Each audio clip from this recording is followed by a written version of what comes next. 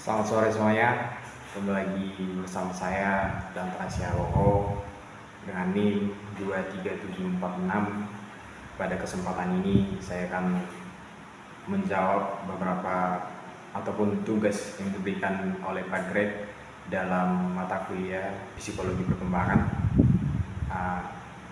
Saya akan membahas sedikit mengenai indikator bagaimana seseorang dalam pencapaian kedewasaan. Nah, ada beberapa faktor, yaitu faktor yang pertama adalah tingkat kebijaksanaan dan yang kedua adalah faktor kemampuan kita untuk mencintai. Nah, hal ini sangat berkaitan erat dengan kemampuan kognitif, afektif, dan psikomotorik. Bagaimana seseorang mencapai indikator kedewasaan tersebut? Yang pertama itu kebijaksanaan. Baltes mendefinisikan kebijaksanaan sebagian keahlian dalam mengatasi permasalahan mendasar yang berkaitan dengan perilaku dan makna hidup. Menurut Baltes, kebijaksanaan merupakan perpaduan dari intelek dan karakter. Penjelasan Baltes tentang intelek adalah pengetahuan tentang aspek kognitif ataupun cara berpikir, motivasi, dan emosi dalam berperilaku dan pemaknaan hidup. Membahas tentang kebijaksanaan dan tentu tidak terlepas dari karakteristik orang yang bijaksana, bahwa orang yang dipandang bijaksana biasanya memiliki karakter pribadi yang penuh dengan kedamaian dan belas kasih terhadap manusia dan lingkungan di mana dia berada. Nah, terdapat 3 dimensi untuk mengukur kebijaksanaan. Yang pertama itu kognitif. Dimensi kognitif menunjuk pada kemampuan seseorang dalam memahami hidup, untuk memahami arti dan maksud lebih mendalam dari fenomena dan peristiwa dalam hidup, terutama berbagai hal mengenai keseimbangan impersonal ataupun interpersonal, pribadi lepas pribadi, melibatkan pengetahuan tentang aspek positif dan negatif dari sifat manusia, batasan pengetahuan dan kejadian hidup yang tidak terduga yang terjadi dalam kehidupannya sehari-hari. Yang kedua itu ada reflektif. Dimensi reflektif merupakan persyaratan bagi perkembangan dimensi kognitif, satu tingkat dari kognitif menuju reflektif. Pemahaman mendalam mengenai hidup hanya mungkin apabila terjadi seseorang merasa realita yang terjadi sesuai dengan apa sesungguhnya terjadi tanpa ada penyimpangan yang utama. Untuk melakukan itu, seseorang harus menggunakan cara berpikir yang reflektif dengan melihat fenomena dan peristiwa dari perspektif yang mengembangkan kesadaran diri. Misalnya, dia belajar dari pengalaman hidup yang telah dilaluinya. Ataupun dapat dikatakan self-awareness dan pengetahuan diri. Pengetahuan diri dimaksud dalam konteks ini yaitu bagaimana dia menghadapi ataupun mengevaluasi bagian-bagian yang terjadi dalam kehidupannya sehari-hari, ataupun dapat disebut self-insight. Yang ketiga ada afektif. Hal untuk dimensi afektif sebaiknya menilai kehadiran dari emosi positif. Bagaimana kita menanggapi sesuatu dengan emosi yang positif. Dan tingkah laku orang lain seperti perasaan dan perbuatan dari simpati dan empati seseorang, ataupun emosi negatif dari tingkah laku orang lain seperti ketidakadaan rasa peduli. Dan yang ketiga itu ada faktor-faktor yang mempengaruhi kebijaksanaan. Yang pertama itu ada faktor usia. Nah, kita semua pasti mengetahui bahwa kebijaksanaan pasti dipengaruhi oleh usia. Sebagai salah faktor yang mempengaruhi tingkat kebijaksanaan dengan asumsi bahwa seseorang individu akan memiliki banyak pengalaman hidup sehingga menjadi lebih bijaksana. Rintangan-rintangan yang dialami mungkin akan membuat dia semakin bijaksana, atau pengalaman hidup yang dilalui sudah banyak dibandingkan dengan generasi-generasi muda yang pastinya pengalaman hidupnya lebih minim. Yang kedua, ada jenis kelamin. Ternyata dipercaya mempengaruhi kebijaksanaan seseorang. Seorang ahli mengatakan, yaitu Denny menyatakan bahwa pria dipandang lebih bijaksana dalam hubungan sosial. Nah, realitas sesungguhnya memang nyata kita lihat bahwa di kalangan masyarakat maupun dalam bentuk pemerintahan ataupun organisasi-organisasi tertentu, mungkin jenis laki-laki lebih diutamakan dalam hal kebijaksanaan. Nah, yang selanjutnya adalah pengalaman hidup. Nah, dari pengalaman hidup ini mengasah ketajaman perspektif individu dalam artian pribadinya sendiri, seperti misalnya mendapatkan pendidikan dan keterampilan serta bekerja dalam bidang tertentu yang mengasah kebijaksanaan individu. Misalnya ini dapat kita lihat dalam tatanan pemerintah. Nah, dalam tatanan pemerintah pastinya dapat kita ketahui bahwa pengalaman hidup menjadi seorang mempunyai kedudukan yang baik untuk dapat memimpin sebuah organisasi, tentunya harus memiliki kebijaksanaan yang dapat dilihat secara real atau secara nyata dan dapat dirasakan oleh masyarakat ataupun organisasi tersebut. Nah, selanjutnya ada kebudayaan. Ternyata juga mempengaruhi kebijaksanaan individu. Kebudayaan Barat lebih memandang kebijaksanaan secara intelektual yang banyak menitik beratkan pada perpaduan kemampuan kognitif, cara berpikirnya, wawasannya, sikap reflektif, penuh belas kasih terhadap orang lain, dan ketenangan. Kebudayaan Timur lebih menitik beratkan pada kebijaksanaan spiritual. Nah, dimana kita ketahui mungkin kita sebagai orang Timur lebih menitik beratkan pada kebijaksanaan secara spiritual karena kita masih mempunyai hubungan yang sangat erat dengan kaitannya dengan agama. Nah, selanjutnya ada kondisi eksternal.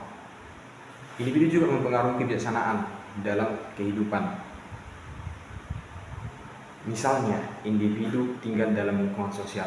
Nah, secara nyata kebijaksanaan juga dipengaruhi oleh lingkungan kita, di mana kita berada dan di mana kita tinggal dan di mana kita hidup.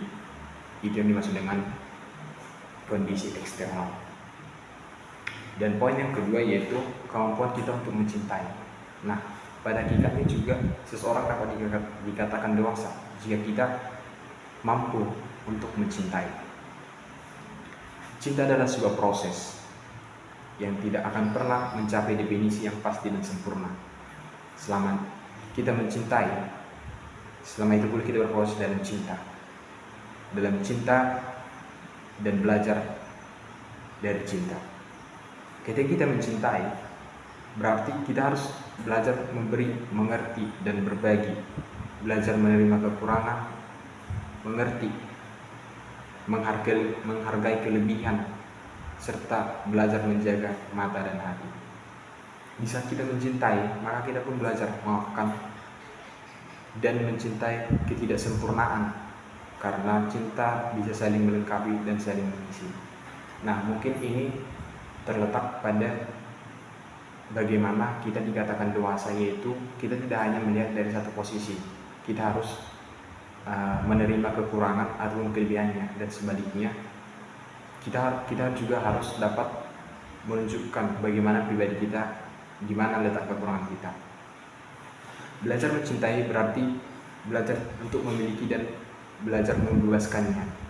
Memiliki hati tak berarti mengekang raga dan pemikirannya. Cinta bukan sekedar benar atau salah, kepatuhan atau pembangkangan. Cinta adalah penghargaan.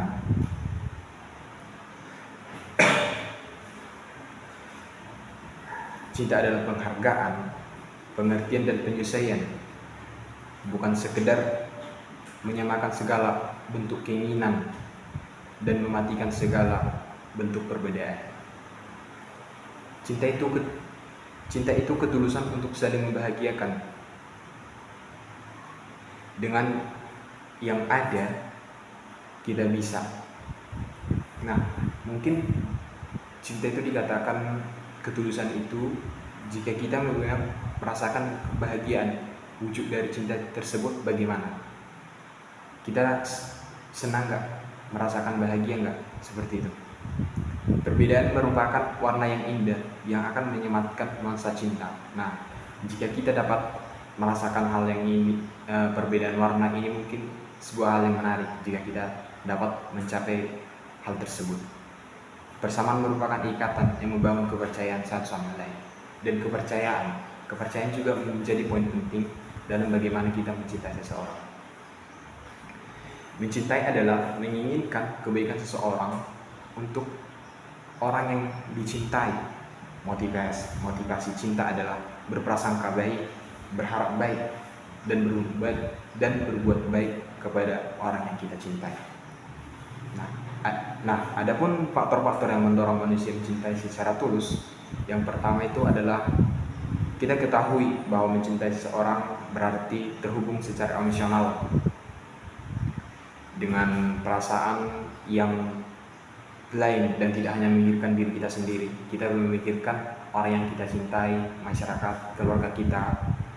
Nah, kita harus memikirkan kebahagiaan seperti membahagiakan diri kita sendiri. Saat kita dicintai,